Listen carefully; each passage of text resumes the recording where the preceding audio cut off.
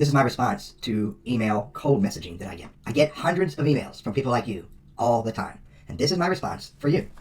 I've never heard of your business, so why would I be interested in what you have to offer? I don't know you. I've never heard of you. Why should I even respond to you? It's clear to me that you do not know me. In your messaging, it's clear you have no idea who I am because of the copy and paste and scraping you're doing to get names and company names. You don't have a clue who I am. I have no interest or need in what you are hawking through your messaging.